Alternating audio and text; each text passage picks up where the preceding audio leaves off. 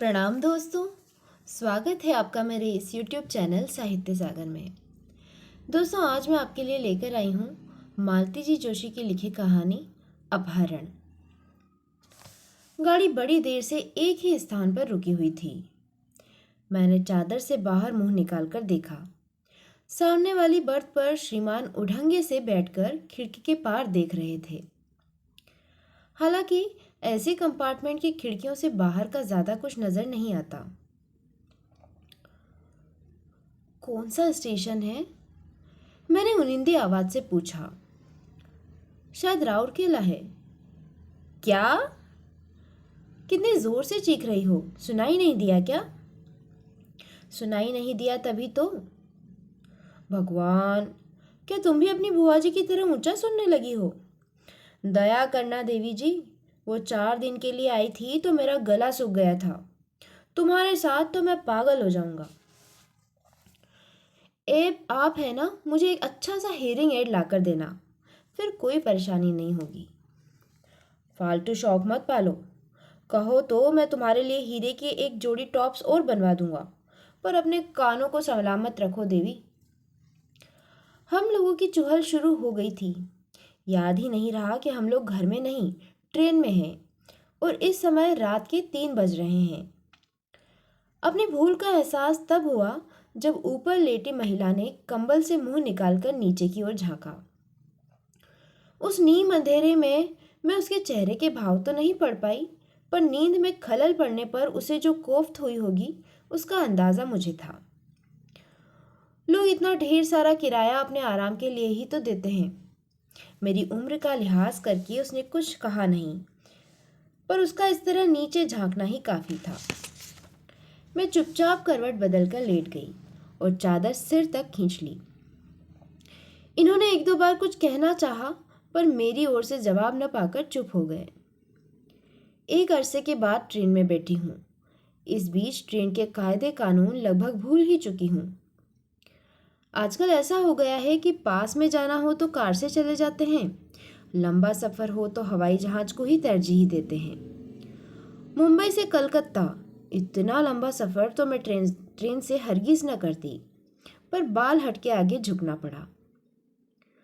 हुआ ये कि शिशिर की बिटिया ने कैलिफोर्निया में ही एक हिंदुस्तानी दूल्हा ढूंढ लिया था, पर दोनों की जिद थी शादी भारत में ही करेंगे और पारंपरिक तरीके से ही करेंगे। हिंदुस्तानी शादी का ग्लैमर ही कुछ खास है, तभी तो कई बार विदेशी लोग भी यहाँ आकर शादी रचाते हैं। शादी तो गोवा के एक रिसोर्ट में होनी थी, पर वर पक्ष का इसरार था कि सगाई की रस्म कलकत्ते में हो, ताकि परिजन भी होने वाली बहू को देख ले। सबका तो गोवा जाना संभव नहीं है। इस कार्यक्रम के लिए अमृता भी कनाडा से सपरिवार आई हुई है, तो नाती पोतों ने जिद की कि ट्रेन से चलेंगे ताकि कंट्री को ठीक से देख सकें। वैसे मैं जानती हूँ कि भारतीय रेल में एक बार सफ़र करने के बाद ही वे हमेशा के लिए तौबा कर लेंगे, पर एक बार तो भुगतना ही है। अत्यंत कृपावत होकर हमारे लिए AC 2 की टिकटें खरीदी गई। बाकी जनता AC 3 में सफ़र कर रही है। बच्चों का तो स्लीपर में जाने का मन था, पर माँ बाप ने डपट दिया, इसलिए चुप हो गए। मैंने सिर तक चादर तो ओढ़ ली थी, पर नींद तो कोसों दूर जा चुकी थी। राउरकेला मेरे कानों में हथौड़े की तरह बज रहा था। इस नाम के साथ मेरा पहला परिचय तब हुआ था जब MA करने के बाद मेरे लिए वर्ष संशोधन की शुरुआत हुई। राउरकेला स्थित किसी प्रोजेक्ट पर काम करने वाला ये इंजीनियर लड़का लिस्ट में सबसे ऊपर था। उन दिनों इंजीनियर्स टके के 20 नहीं मिलते थे और इस नाम के साथ अच्छी खासी गरिमा जुड़ी हुई थी। श्रीमान जी उन दिनों किसी ट्रेनिंग के लिए विदेश गए हुए थे। बरेली से उनके माता पिता अपने एक स्थानीय रिश्तेदार के साथ मुझे देख गए थे और अपनी पसंद भी जाहिर कर गए थे। उन्होंने कहा कि बेटा विदेश से जैसे ही लौटेगा फॉर्मली ज्वाइन करने से पहले आपके यहाँ आएगा। उसकी स्वीकृति के बाद ही रिश्ते पर आखिरी मुहर लगनी थी, पर उन्हें अपने आज्ञाकारी बेटे पर पूरा विश्वास था। वे बोले कि आप तो शादी तयशुदा ही समझिए, बाकी तो सब फॉर्मेलिटी है। उनके इसी विश्वास ने मुझे बल दिया था और मैंने सपने बुनना प्रारंभ कर दिया था। 3 महीनों तक मेरी ही नहीं, घर भर की आंखें कैलेंडर पर लगी हुई थी। नियत तिथि पर हमें उनके आगमन की सूचना मिली और घर उनके शाही स्वागत की तैयारी में डूब गया। ये कोई लड़की देखने का मामूली कार्यक्रम नहीं था, भावी दामाद की अगवानी थी। नियत समय पर वे मामा जी के साथ पधारे। माँ और भाभी रसोई में व्यस्त थी, भैया और पापा बाहर का इंतजाम देख रहे थे और मैं अपने श्रृंगार में मसरूफ थी। बार बार आईने में अपने को निहार रही थी। हम लोगों को पता ही नहीं था कि बाहर नेति कुछ और खेल रच रही है। शानदार अभ्यर्थना के साथ उन्हें भीतर लाया गया। आसनस्थ होने के बाद मामा जी ने बताया कि एक बार आने के बावजूद वे थोड़ा भटक गए थे। जिससे रास्ता पूछा, संयोग से वह आपकी किराएदार ही निकली।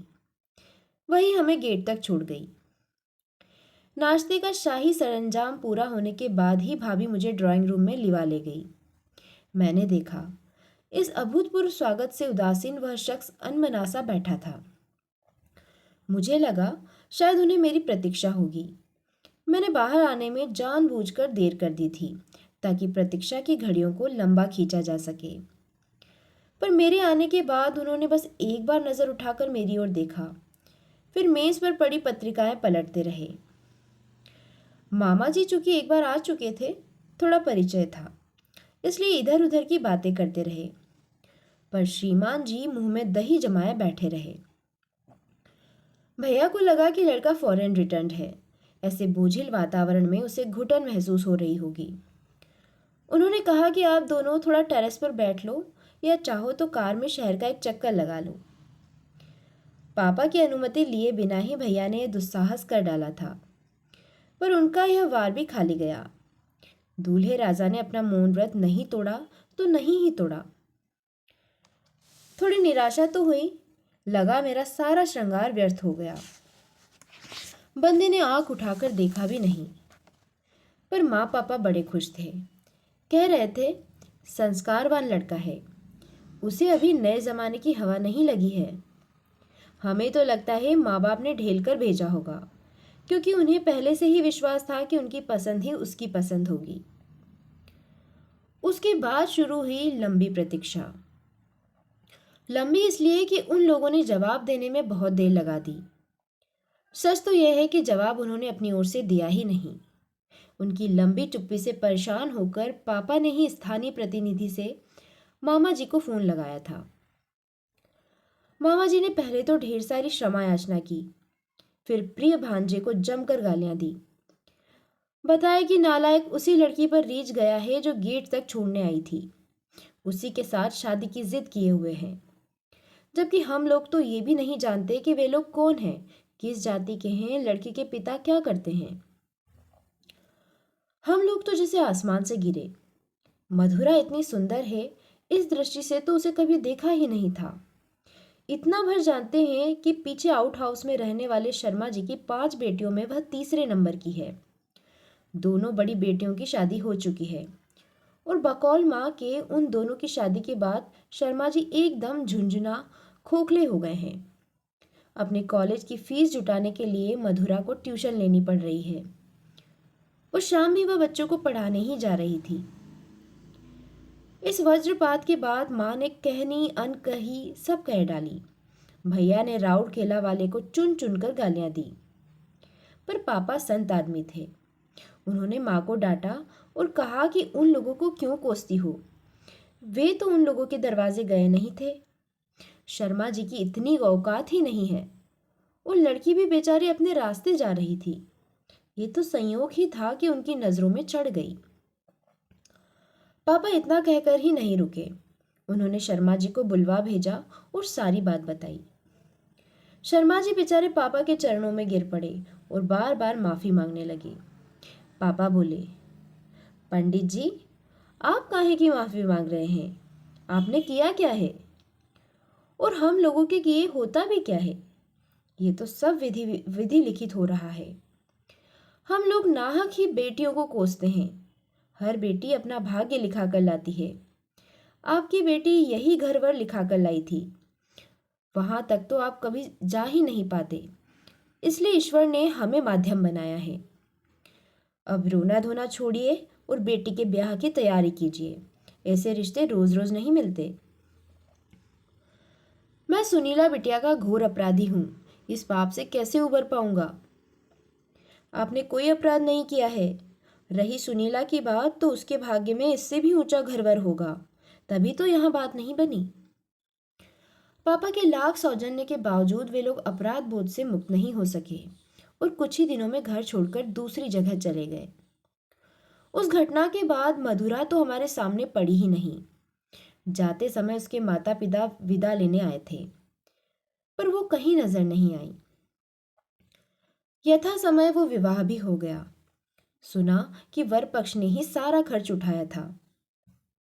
निमंत्रण हम लोगों के पास भी आया था, पर किसी के जाने का सवाल ही नहीं था। हाँ, माँ को संदेह ही नहीं, पूरा विश्वास था कि पापा जरूर वहां गए होंगे और ढेर सारा रुपया देकर आए होंगे।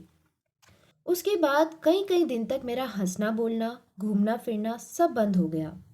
मैं घंटों कमरे में बैठी शून्य में ताकती रहती। माँ पापा को मेरी चिंता होने लगी थी। भाभी जब तब मेरे बालों में हाथ फेरकर मुझे निःशब्द सांत्वना देती रहती।